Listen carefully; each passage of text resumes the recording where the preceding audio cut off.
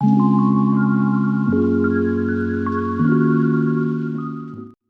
friends, welcome to പുതിയൊരു വീഡിയോയിലോട്ട് എല്ലാവർക്കും സ്വാഗതം. ഇന്നത്തെ വീഡിയോയിൽ നമ്മൾ ഒരു ഫോണിന്റെ റിവ്യൂ ആണ് ചെയ്യുന്നത്. നിങ്ങൾ നമ്മളുടെ ഇൻസ്റ്റാഗ്രാം ട്വിറ്റർ ഹാൻഡിൽസ് ഫോളോ ചെയ്യുന്നെങ്കിൽ തീർച്ചയായിട്ടും നിങ്ങൾ കണ്ടിട്ടുണ്ടാവും നമ്മളൊരു ഫോണിന്റെ റിവ്യൂ ആണ് ചെയ്യുന്നുണ്ടാവുന്നത്. അതായത് നമ്മൾ മോട്ടോ G10 പവർ എന്ന ഫോണിന്റെ റിവ്യൂ ആണ് ചെയ്യാൻ പോകുന്നത്. ഈ വീഡിയോ നമ്മൾ കവർ ചെയ്യാൻ പോകുന്നതിൻ്റെ പ്രോസ് ആൻഡ് കോൺസ്, അതുപോലെ യൂസർ എക്സ്പീരിയൻസ് കാര്യങ്ങളെല്ലാം പറയുന്നതായിരിക്കും. അതുപോലെ ഏത് ടൈപ്പ് യൂസേഴ്സിനാണ് ഇത് കറക്റ്റ് ആവുക, സ്യൂട്ട് ആവുക എന്നുള്ള എല്ലാ കാര്യം പറയുന്നതായിരിക്കും. സോ നിങ്ങൾ വീഡിയോ സ്കിപ്പ് ചെയ്യാതെ ഫുള്ളായിട്ട് കാണുക. നമുക്ക് നേരെ വീഡിയോയിലോട്ട് പോകാം. സോ ഫ്രണ്ട്സ്, നമുക്ക് മോട്ടോ G10 പവർ എന്ന ഫോൺ നമുക്ക് ഈ ഒരു ബോക്സിലാണ് നമുക്ക് മോട്ടോ കമ്പനി തരുന്നത്. സോ ഈ ഫോണിൽ ബോക്സിൽ നമുക്ക് മോട്ടോ G പവർ എന്നിവിടെ തന്നെ എഴുതിയിട്ടുണ്ട്. സോ നമുക്ക് നമ്മുടെ ഫോണിൻ്റെ ഫീച്ചേഴ്സ് ഇതിൽ വരുന്നുണ്ട്. അതായത് 6000 mAh ബാറ്ററി, അതുപോലെ തന്നെ 48 മെഗാ പിക്സലിൻ്റെ കോഡ് ക്യാമറ ആണ് ഇതിൽ വരുന്നതെന്നും ഇതിപ്പോൾ ആക്ച്വലി 4GB 64GB വേരിയൻ്റ് ആണ് നമുക്ക് അവൈലബിൾ ആയിട്ടുള്ളത്. അതിൻ്റെ ഇരിക്കുന്നത് മോട്ടോ G10 പവറിൻ്റെ 4GB 64GB വേരിയൻ്റ് ആണ്. സോ ഇതൊരു ബഡ്ജറ്റ് റേഞ്ചിൽ ഉള്ളൊരു ഫോണാണ്. 10,000 ആ ഒരു റേഞ്ചിലാണ് ഇത് മെയിനായിട്ട് വരുന്നത്. ഇടയ്ക്ക് നമുക്ക് റേറ്റ് മാറുന്നുണ്ട്. സോ ഇത്രയും കാര്യങ്ങളാണ് ബോക്സിലുള്ളത്. പിന്നെ ബോക്സിൽ ഇത് കൂടാതെ നമുക്ക് ഒരു സിം ഇജക്റ്റർ ടൂളും അതുപോലെ തന്നെ 20 വാട്ടിൻ്റെ ഒരു ഫാസ്റ്റ് ചാർജറുമാണ് വരുന്നത്. അത് വളരെ നല്ലൊരു കാര്യമാണ്. സാധാരണഗതിയിൽ മോട്ടോ നമുക്ക് 10 വാട്ടിൻ്റെയോ മറ്റോ ഒക്കെ ചാർജേഴ്സാണ് ബഡ്ജറ്റിൽ തന്നുകൊണ്ടിരുന്നത്. എനിവേ ഇറ്റ്സ് നൗ നമുക്ക് 20 വാട്ടിൻ്റെ ഫാസ്റ്റ് ചാർജറാണ്. സോ 6000 mAh ബാറ്ററി അത്യാവശ്യം സ്പീഡിൽ നമുക്ക് ചാർജ് ചെയ്യാൻ പറ്റുന്നുണ്ട്. ഞാൻ ഒരാഴ്ചയായിട്ട് നേരത്തെ വീഡിയോയുടെ ഇൻട്രോയിൽ പറഞ്ഞ പോലെ ഈ ഫോൺ യൂസ് ചെയ്യുന്നുണ്ടായിരുന്നു. സോ ഇനി നമുക്ക് നേരെ ഫോണിൻ്റെ റിവ്യൂലോട്ട് പോകാം. നമുക്ക് ഈ ഫോൺ 2 കളർ വേരിയൻറ്റിലാണ് വരുന്നത്. ഒരു ഗ്രേഷ് സ്റ്റോണുള്ളൊരു കളറും അതുപോലെ തന്നെ ഈ എൻ്റെ കയ്യിൽ ഇരിക്കുന്ന ഈ ബ്ലൂയിഷ് സ്റ്റോണുള്ള കളറിലുമാണ് ഈ ഫോൺ വരുന്നത്. സോ ഞാൻ ഓപ്റ്റ് ചെയ്തത് ഈ ബ്ലൂ കളർ വരുന്ന വേരിയൻ്റാണ്. നമ്മൾ ശ്രദ്ധിക്കേണ്ട ഒരു കാര്യം, നമുക്ക് ഈ ഫോൺ മേടിക്കുമ്പോൾ നമുക്ക് ഇതിൻ്റെ കൂടെ നമുക്ക് കേസോ അങ്ങനെയുള്ള സംഭവങ്ങളൊന്നും വരുന്നില്ല. ഇത് തന്നെ ഇപ്പം ഞാൻ നമ്മളൊരു അടുത്തുള്ളൊരു ഷോപ്പിൽ നിന്നും അല്ലെങ്കിൽ ഓൺലൈനിൽ നിന്നും വാങ്ങാവുന്നതാണ്. അങ്ങനെയുള്ളൊരു ടെമ്പേർഡാണ് ഇതിൽ ഒട്ടിച്ചിരിക്കുന്നത്. അതുപോലെ തന്നെ ഞാനൊരു കേസും അല്ലാതെ കടയിൽ നിന്നും വാങ്ങിയിട്ടുണ്ട്. കേസിട്ട് യൂസ് ചെയ്യുന്നതായിരിക്കും നല്ലതെന്നാണ് എനിക്ക് തോന്നുന്നത്. പ്രത്യേകിച്ചൊരു പ്രൊട്ടക്ഷനൊന്നും ബോഡിയുടെ കാര്യത്തിൽ കമ്പനി പറയുന്നില്ല. സോ ഫോണിൻ്റെ ഇൻഡെപ്ത് റിവ്യൂവിൽ പോകുന്നതിന് നമുക്ക് ഇതിൻ്റെ ഫിസിക്കൽ ഓവർവ്യൂ എങ്ങനെയാണ് എന്നൊന്ന് നോക്കാം. സോ ഫിസിക്കലി നോക്കുകയാണെങ്കിൽ നമുക്ക് മുകളിൽ ഇവിടെ ഒരു 3.5mm ഒരു ഹെഡ്ഫോൺ ജാക്ക് വരുന്നുണ്ട്. അതുകൂടാതെ നമുക്ക് ഈ ഫോണിലും നമുക്ക് എടുത്ത് പറയേണ്ട ഒരു കാര്യം, നമുക്കിവിടെ ഒരു നമ്മളുടെ ഡെഡിക്കേറ്റഡ് ഗൂഗിൾ അസിസ്റ്റൻറ്റ് ബട്ടൺ വരുന്നുണ്ട്. അതുപോലെ ഇവിടെ volume up and down button വരുന്നുണ്ട്. അതുപോലെ തന്നെ പവർ ഓൺ ഓഫ് ബട്ടൺ ഇവിടെ വരുന്നുണ്ട്. ദെൻ നമുക്ക് ബോട്ടം സൈഡിലോട്ട് വരുമ്പോഴത്തേക്ക് ഇവിടെയാണ് നമുക്ക് സ്പീക്കർ വെൻ്റ് വരുന്നത്. അതുപോലെ തന്നെ ടൈപ്പ് സി പോർട്ടാണ്. അത് ഞാൻ നേരത്തെ പറയാൻ വിട്ടുപോയി. നമുക്ക് മൊബൈൽ ചാർജ് ഇത് 20 വാട്ടിൻ്റെ ഒരു ഫാസ്റ്റ് ചാർജറാണ് നമുക്ക് കിട്ടുന്നത്. പിന്നെ ഇവിടെ നമുക്ക് മൈക്രോഫോൺ കൊടുത്തിട്ടുണ്ട്. സോ ഐ തിങ്ക് ഇതിന് നമുക്ക് സെക്കൻഡറി നോയ്സ് ക്യാൻസലേഷൻ ബട്ടണൊന്നും കൊടുത്തിട്ടില്ല. അപ്പോൾ ഈ ഒരു റേഞ്ചിൽ നമുക്കത് കുഴപ്പമില്ല. പിന്നെ നമുക്ക് സിം വരുന്നത് നമുക്കൊരു ഹൈബ്രിഡ് സൊല്യൂഷനാണ്. പക്ഷേ നമുക്കൊരു ഡെഡിക്കേറ്റഡ് 3 സ്ലോട്ട് കിട്ടിയെങ്കിൽ കൊള്ളാമായിരുന്നു എന്ന് തോന്നുന്നുണ്ട്. പിന്നെ ഇതിനകത്തൊരു പ്രത്യേകത ഉള്ളതെന്ന് പറഞ്ഞാൽ നമുക്ക് IP റേറ്റിംഗ് ഉള്ള ഫോണാണ്. അതുകൊണ്ട് തന്നെ നമുക്ക് ഈ സ്ലിം സ്ലോട്ടിൽ നമുക്കൊരു റബ്ബർ ഗ്യാസ്കറ്റൊക്കെ കൊടുത്തിട്ടുണ്ട്. സോ അത് നല്ലൊരു കാര്യമാണ്. എനിവേ, സോ ഇനി നമുക്ക് ഫോണിൻ്റെ റിവ്യൂയിലോട്ട് നേരിട്ട് പോകാം. അതിൻ്റെ യൂസർ എക്സ്പീരിയൻസും കാര്യങ്ങളെല്ലാം നമുക്ക് നോക്കാം. അപ്പോൾ ആദ്യം തന്നെ പറയാനുള്ളത് ഇതിൻ്റെ ഒരു യൂസർ എക്സ്പീരിയൻസ് ആണ്. അതായത് യൂസർ ഇൻ്റർഫേസ് ആണ്. നമുക്ക് സ്റ്റോക്ക് ആൻഡ്രോയിഡ് ഫോണാണ് നമുക്ക് ഇതിലൂടെ ലഭിക്കുന്നത്, മോട്ടോ G10 പവറിലൂടെ. മോട്ടോയുടെ മിക്ക ഫോണും സ്റ്റോക്ക് ആൻഡ്രോയിഡ് ആണ്. അതുകൊണ്ട് തന്നെ നമുക്ക് ഗൂഗിളിൻ്റെ സ്പെസിഫിക് ആയിട്ട് കുറച്ചുള്ള ആപ്സും അതുപോലെ മോട്ടോ സ്പെസിഫിക് കുറച്ച് ആപ്സും അല്ലാതെ ഒരുപാട് പ്രീ ഇൻസ്റ്റാൾഡ് ആപ്സോ കാര്യങ്ങളൊന്നും ഇതിൽ വരുന്നില്ല. എൻ്റെ ഓർമ്മ ശരിയാണെങ്കിൽ നമുക്ക് ഈ ഫോൺ മേടിക്കുമ്പോൾ ഇതിൻ്റെ കൂടെ പ്രീ ഇൻസ്റ്റാൾഡ് ആയിട്ട് വരുന്നൊരു ആപ്പ് ഫേസ്ബുക്കാണ്. അത് നമുക്ക് വേണമെങ്കിൽ അൺഇൻസ്റ്റാൾ ചെയ്ത് കളയാം. ഈവൻ നിങ്ങൾ പോലും ഇപ്പം സ്റ്റോക്ക് ആൻഡ്രോയിഡ് ആയാലും വേറെ ഏത് ഫോൺ മേടിക്കുന്നെങ്കിലും ഈവൻ നമ്മൾ യൂസ് ചെയ്യുന്ന ഏതെങ്കിലും ആപ്പ് പ്രീ ഇൻസ്റ്റാൾഡ് വരുന്നുണ്ടെങ്കിൽ പോലും അത് അൺഇൻസ്റ്റാൾ ചെയ്തിട്ട് നമ്മൾ തന്നെ നമുക്ക് നമ്മുടെ പ്ലേ സ്റ്റോർ വഴി നമുക്കത് ഇൻസ്റ്റാൾ ചെയ്യാവുന്നതാണ്. പ്ലേ സ്റ്റോർ വഴി നമുക്ക് ഇൻസ്റ്റാൾ ചെയ്യുന്നതാണ്. അതായിരിക്കും എപ്പോഴും ഏറ്റവും നല്ലത്. പിന്നെ അത്യാവശ്യം വേണ്ടുന്ന കുറച്ച് ഇപ്പോൾ ഇതിൽ തന്നെ കലണ്ടർ ആപ്പ്, അതുപോലെ തന്നെ വാട്സാപ്പ്, അങ്ങനെയുള്ള ചെറിയ ആപ്സ് അഡോബ് ഒക്കെ ഞാൻ ഇൻസ്റ്റാൾ ചെയ്തതാണ്. അല്ലാതെ നമ്മുടെ പ്രീ ഇൻസ്റ്റാൾഡ് വരുന്നില്ല. പിന്നെ അതുപോലെ തന്നെ FM റേഡിയോ ഇതിനകത്തുണ്ട്. FM റേഡിയോ യൂസ് ചെയ്യുന്നവരാണ് ഈ വീഡിയോ കാണുന്നതെങ്കിൽ നിങ്ങൾക്ക് അതും നോക്കാവുന്നതാണ്. ചിലരത് നമ്മളോട് ചോദിക്കാറുമുണ്ട്. അപ്പം സോഫ്റ്റ്വെയർ സൈഡിലെ ഏറ്റവും പ്രത്യേകമായിട്ട് എനിക്ക് തോന്നിയത് ഈ സ്റ്റോക്ക് ആൻഡ്രോയിഡ് എക്സ്പീരിയൻസ് ആണ്. അപ്പോൾ ഇപ്പോൾ നമ്മൾ കുട്ടികൾക്കൊക്കെ ഓൺലൈൻ ക്ലാസ്സും അതുപോലുള്ള കാര്യങ്ങൾക്കും ഒരു അത്യാവശ്യം വേണ്ടുന്ന ബേസിക് ഫീച്ചേഴ്സും ഉണ്ട്. എന്നാൽ അധികം ആഡോ അല്ലെങ്കിൽ വേറെ സംഭവങ്ങളൊന്നും ഇല്ലാത്തതുകൊണ്ട് വലിയ ആൾക്കാർക്കും കുട്ടികൾക്കും ഒക്കെ ഒരുപോലെ ഉപയോഗിക്കാവുന്ന ഒരു ഹാൻഡ്സെറ്റാണിത്.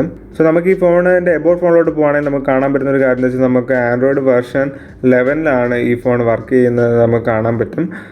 സോ അത് വളരെ നല്ലൊരു കാര്യമാണ്. ഈ ഒരു റേഞ്ചിൽ നമുക്ക് ആൻഡ്രോയിഡ് 11 തന്നെ ഔട്ട് ഓഫ് ദ ബോക്സ് വരുന്നതുകൊണ്ട് അത് നല്ലൊരു കാര്യമായിട്ടാണ് എനിക്ക് തോന്നുന്നത്. അതുപോലെ തന്നെ നമുക്ക് ആൻഡ്രോയിഡ് സെക്യൂരിറ്റി അപ്ഡേറ്റും ജൂലൈ 1 വരെയുള്ള വരുന്നുണ്ട്. അതെന്തായാലും കുറച്ചാൾ എന്തായാലും കിട്ടും. പിന്നെ ഇതിൻ്റെ ബാക്കി ഫീച്ചേഴ്സ് ഇപ്പോൾ നമ്മൾ സ്റ്റോറേജിലോട്ട് പോകുകയാണെങ്കിൽ ഇപ്പം കുറച്ച് ആപ്സ് ഞാൻ അല്ലാതെ യൂസ് ചെയ്തിട്ടുണ്ട്. ഇപ്പോൾ എൻ്റെ ഓർമ്മ ശരിയാണെങ്കിൽ 64 ആൾമോസ്റ്റ് ഒരു 46-47 GB നമുക്ക് ഫ്രീ ആയിട്ടുണ്ട്. ഇതിപ്പം ബാക്കി കുറച്ച് ആപ്സ് ഞാൻ ഈ ഫോണിൽ ഇൻസ്റ്റാൾ ചെയ്തുകൊണ്ടാണ്. സോ സോഫ്റ്റ്വെയർ സൈഡിലായിട്ട് നമ്മൾ മെയിനായിട്ട് പറയുകയാണെങ്കിൽ ഞാൻ പോലും റിയൽമിയുടെ ഒരു ഫോണാണ് എൻ്റെ പ്രൈമറി ഫോണായിട്ട് യൂസ് ചെയ്യുന്നത്. സോ ഈ ഫോൺ സെറ്റ് ചെയ്ത് എല്ലാം കൊടുക്കുന്ന സമയത്ത് ഞാൻ കുറച്ച് നേരം ഉപയോഗിച്ചും എനിക്ക് ഈ ഫോണിൻ്റെ യൂസർ ഇൻ്റർഫേസ് ഭയങ്കരമായിട്ട് ഇഷ്ടപ്പെട്ടു. കാര്യം നമ്മൾ കൂടുതലും അല്ലാത്ത ഫോണൊക്കെ യൂസ് ചെയ്തതിന് ശേഷം ഒരു സ്റ്റോക്ക് ആൻഡ്രോയിഡ് യൂസ് ചെയ്യുമ്പോഴാണ് അതിൻ്റെ ഒരു വ്യത്യാസം മനസ്സിലാകുന്നത്. കാരണം വളരെ ആവശ്യമുള്ള ആപ്സ് മാത്രമേ ഉള്ളൂ, അതുകൊണ്ട് തന്നെ വേറെ പ്രശ്നങ്ങളൊന്നുമില്ല. ഇപ്പം ഈവൻ പേരൻസിനൊക്കെ നമുക്ക് കൊടുക്കുമ്പോൾ പ്രശ്നം നമ്മൾ ബാക്കിയുള്ള പല ഫോൺസിലും ഈ അൺവാണ്ടഡ് നോട്ടിഫിക്കേഷൻസും ആപ്സും ഒക്കെ കാണും. അപ്പോൾ അതിൻ്റെ നോട്ടിഫിക്കേഷനൊക്കെ അവർ നെക്കി ചിലപ്പോൾ അത് ഇൻസ്റ്റാൾ ചെയ്യുക അല്ലെങ്കിൽ അങ്ങനെയുള്ള പ്രശ്നങ്ങളൊക്കെ വരും. അപ്പോൾ ഇതിന് അങ്ങനെ ഒരു പ്രശ്നമില്ല. സോ സോഫ്റ്റ്വെയർ സൈഡ് ഈ ഫോൺ കറക്റ്റാണ്, വേറെ പ്രശ്നങ്ങളോ ഒന്നുമില്ല, നമുക്ക് സിമ്പിളായിട്ട് യൂസ് ചെയ്യാവുന്നതാണ്. സോ ബാക്കി ഫീച്ചേഴ്സ് സൈഡിലോട്ട് വരുവാണെങ്കിൽ അത്യാവശ്യം സ്നാപ്ഡ്രാഗൻ്റെ ഡീസൻ്റ് ആയിട്ടുള്ള ഒരു നമുക്ക് 460 SoC ആണ് ഇതിനകത്ത് വരുന്നത്. അത് ഭയങ്കരമായൊരു ഗെയിമിങ്ങോ അല്ലെങ്കിൽ അങ്ങനെയുള്ള പ്രോസസ്സറൊന്നും അല്ല. നമുക്ക് അത്യാവശ്യം വേണ്ട ഡേ ടു ഡേ മെയിലിങ് അതുപോലെ തന്നെ യൂട്യൂബ് വാട്സപ്പ് ഒക്കെ സ്മൂത്തായിട്ട് റൺ ചെയ്യുന്നതായിരിക്കും. പക്ഷേ ഈ ഫോൺ ഒരിക്കലും ഒരു ഹാർഡ് കോർ യൂസേഴ്സിന് പറ്റിയ ഒരു ഫോണല്ല. അത് ആദ്യം തന്നെ പറഞ്ഞുകൊള്ളട്ടെ. നമുക്കിതൊരു സിമ്പിൾ യൂസിന് ഇപ്പം ഓൺലൈൻ ക്ലാസ് അല്ലെങ്കിൽ പേരൻസിനൊക്കെ മിക്കവരുടെയും കറക്റ്റായിട്ട് സ്യൂട്ട് ചെയ്യുന്ന ഫോണാണ്. അതുപോലെ തന്നെ അത്യാവശ്യം വലിയ ഡിസ്പ്ലേ ആയതുകൊണ്ട് തന്നെ അവർക്ക് നല്ലൊരു ഇമേഴ്സീവ് എക്സ്പീരിയൻസ് കിട്ടുകയും ചെയ്യും. സോ ഈ ഫോണിൽ വരുന്നത് നമുക്ക് ഏതാണ്ട് ഒരു 6.5 ഇഞ്ചിൻ്റെ HD+ ഒരു ഡിസ്പ്ലേ ആണ്. അതായത് 720p ഡിസ്പ്ലേ ആണ്, നമുക്ക് ഫുൾ HD അല്ല. എന്നാലും അത്യാവശ്യം നല്ലൊരു LCD സ്ക്രീനാണ് ഇതിൽ നമുക്ക് കൊടുത്തിരിക്കുന്നത്. വലിയ കുഴപ്പമില്ലാത്ത ഒരു വിഷ്വൽ ക്വാളിറ്റി നമുക്ക് വരുന്നുണ്ട്. ബാക്കി ഫീച്ചേഴ്സിലോട്ട് വരുവാണെങ്കിൽ നമുക്ക് ഇതിനകത്തൊരു 6000 mAh ബാറ്ററിയാണ് ഈ ഫോണിൽ വരുന്നത്. പക്ഷേ അത്യാവശ്യം നല്ലൊരു വെയിറ്റ് ഡിസ്ട്രിബ്യൂഷനാണ്. ആദ്യം എനിക്ക് എടുത്തപ്പോൾ ഇത്തിരി ഹെവി ആയിട്ട് തോന്നി.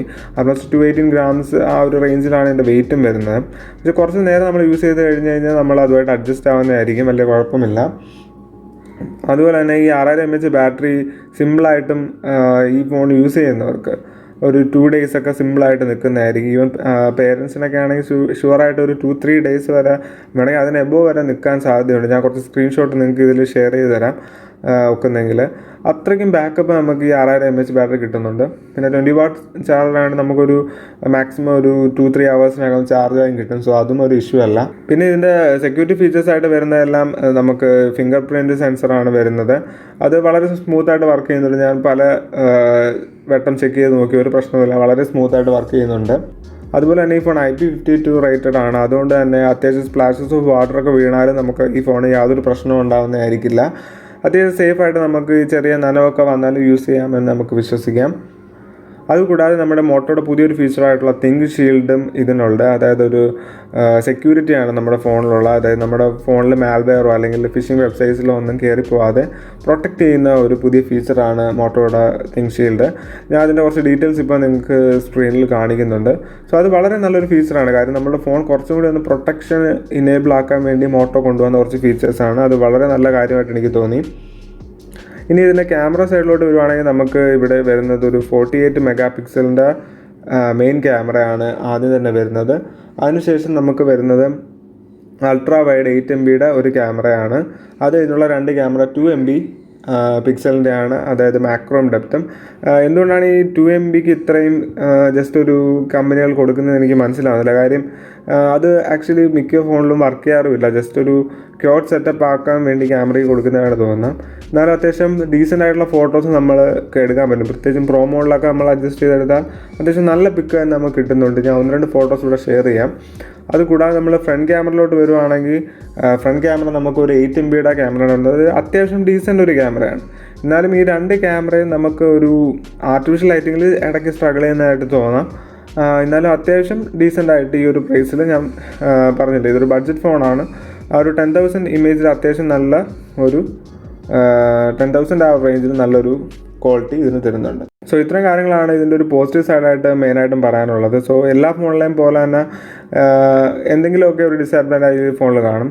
ഫസ്റ്റ് ഓഫ് ഓൾ എനിക്ക് ഏറ്റവും ഒരു പ്രശ്നമായിട്ട് തോന്നിയ ഒരു കാര്യം, ഇതിനകത്ത് ഇപ്പോൾ സ്റ്റോക്ക് ആൻഡ്രോയിഡ് കൊണ്ട് തന്നെ വേറെയും അഡീഷണൽ ആയിട്ട് ആപ്സ് ഒന്നുമില്ല. മോട്ടോയുടെ ഈ 1-2 ആപ്സ് അല്ലാതെ വേറെ ആപ്സ് ഒന്നും വരുന്നില്ല, FM റേഡിയോ അങ്ങനെയുള്ള അല്ലാതെ.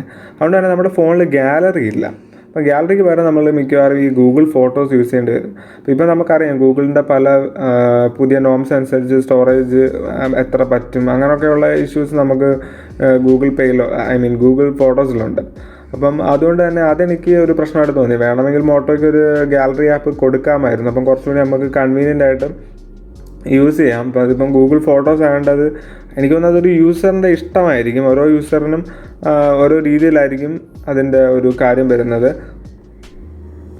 സോ എനിക്ക് പേഴ്സണലി ഒരു ഗാലറി ആപ്പ് ഡെഡിക്കേറ്റഡ് ആയിട്ട് കൊടുക്കാം എന്നാണ് എനിക്ക് തോന്നിയൊരു കാര്യം. പിന്നെ ഇതിൽ അത്യാവശ്യം വെയിറ്റ് ഉണ്ട്. അതുകൊണ്ട് തന്നെ ചിലപ്പോൾ ചിലവർക്ക് ഇതിൽ ഹെവി സൈഡായിട്ട് തോന്നാം. അതൊരു കോണായിട്ട് പറയുന്നില്ല, കാര്യം മിക്കവാറും ഉള്ളവർക്ക് നമ്മൾ ഫോൺ കുറച്ചാൾ യൂസ് ചെയ്ത് കഴിയുമ്പോഴത്തേക്കും അതുമായിട്ട് അഡാപ്റ്റബിൾ ആവും.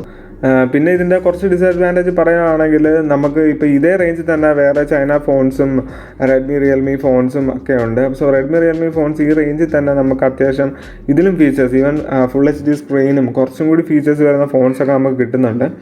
സോ വേണമെങ്കിൽ അവർക്ക് ഒരു ഫുൾ HD പാനൽ ഇതിന് കൊടുക്കാമായിരുന്നു എനിക്ക് തോന്നി. പക്ഷേ ആക്ച്വലി നമ്മൾ ഈ സ്റ്റോക്ക് ആൻഡ്രോയിഡ് എക്സ്പീരിയൻസ് ഉള്ളത് കൊണ്ടാണ് നമ്മൾ ഈ ഒരു പ്രീമിയം കൊടുക്കേണ്ടി വരുന്നത്. ശരിക്കും ഇതിൻ്റെ ഏറ്റവും വലിയ USP എന്ന് പറയുന്നത് അത് തന്നെയാണ്. സ്റ്റോക്ക് ആൻഡ്രോയിഡ് എക്സ്പീരിയൻസ് ആയതുകൊണ്ട് തന്നെ നമുക്ക് വേറെ അനാവശ്യമായ നോട്ടിഫിക്കേഷനും കാര്യങ്ങളും ഒന്നും വരില്ല. സോ അതുകൊണ്ട് നമ്മൾ ജസ്റ്റ് ഒരു കോംപ്രമൈസ് ആ ഒരു കാര്യത്തിൽ ചെയ്യേണ്ടി വരും. സോ ഫുൾ HD ഡിസ്പ്ലേ അല്ല, ഇപ്പോൾ നമുക്ക് മിക്കവാറും ഈ ഫോൺ യൂസ് ചെയ്യുന്നവർക്ക് അതൊരു വലിയൊരു കോണായിട്ട് തോന്നില്ല. ഇപ്പം പിന്നെ യൂട്യൂബിൽ നമുക്ക് അഡ്വാൻസ് സെറ്റിങ്സിൽ കയറി നമുക്ക് ഹയർ ക്വാളിറ്റിയിൽ കാണാൻ പറ്റും. എന്നാലും ഫുൾ HD വീഡിയോസ് നമുക്കല്ലാതെ ഒരു പക്ഷേ പ്ലേ ചെയ്യാൻ പറ്റില്ല, ഒരു പക്ഷേ എല്ലാം പ്ലേ ചെയ്യാൻ പറ്റില്ല, അങ്ങനെയുള്ളൊരു പ്രോബ്ലം ഉണ്ട്. സോ ഇത്രയും കാര്യങ്ങളാണ് ഈ ഫോണിൻ്റെ ഒരു ഫീച്ചേഴ്സും യൂസർ എക്സ്പീരിയൻസും എനിക്ക് പറയാനുള്ളത്. ഓവറോൾ നോക്കുകയാണെങ്കിൽ ഈ ഒരു റേഞ്ചിൽ നമുക്ക് ക്ലീൻ ചെയ്യാനുള്ള നല്ലൊരു ഫോണാണ്. തീർച്ചയായിട്ടും ഞാൻ പറഞ്ഞ യൂസേഴ്സിനെ പരിഗണിക്കാവുന്ന ഒരു ഫോണാണിത്. സോ എന്തെങ്കിലും കാര്യം ഞാൻ വിട്ടുപോയിട്ടുണ്ടെങ്കിൽ തീർച്ചയായും ഞാൻ ഡിസ്ക്രിപ്ഷനിൽ ഉൾപ്പെടുത്താൻ ശ്രമിക്കുന്നതായിരിക്കും. അതുപോലെ ഈ ഞാൻ എന്തെങ്കിലും വിട്ടുപോയിട്ടുള്ള കാര്യങ്ങൾ നിങ്ങൾക്ക് ഡൗട്ടായി ചോദിക്കണമെങ്കിൽ കമൻറ്റ് സെക്ഷനിൽ ചോദിക്കാവുന്നതാണ്. ഞാൻ റിപ്ലൈ ചെയ്യാൻ ശ്രമിക്കുന്നതായിരിക്കും. ഇവിടെ ഹെൽപ്ഫുള്ളായി കാണുമെന്ന് ഞാൻ വിശ്വസിക്കുന്നു. ഹെൽപ്ഫുള്ളായെങ്കിൽ തീർച്ചയായിട്ടും നിങ്ങളുടെ ഫ്രണ്ട്സ് ആൻഡ് ഫാമിലി ഗ്രൂപ്പ്സിലോട്ട് ഷെയർ ചെയ്യുക. ഈ ചാനൽ നിങ്ങൾ ആദ്യമായിട്ടാണ് കാണുന്നതെങ്കിൽ സബ്സ്ക്രൈബ് ചെയ്യുന്ന കാര്യം പരിഗണിക്കുക. നോട്ടിഫിക്കേഷൻ എനേബിൾ ചെയ്താൽ നിങ്ങൾക്ക് ഈ ചാനലിലെ അപ്ഡേറ്റ്സ് എല്ലാം അതിൽ നിന്ന് എത്തുന്നതായിരിക്കും. സോ പുതിയൊരു വീഡിയോ ആയിട്ട് കാണാം. അതുവരെ എല്ലാവരും സേഫായിട്ടിരിക്കുക. Take care.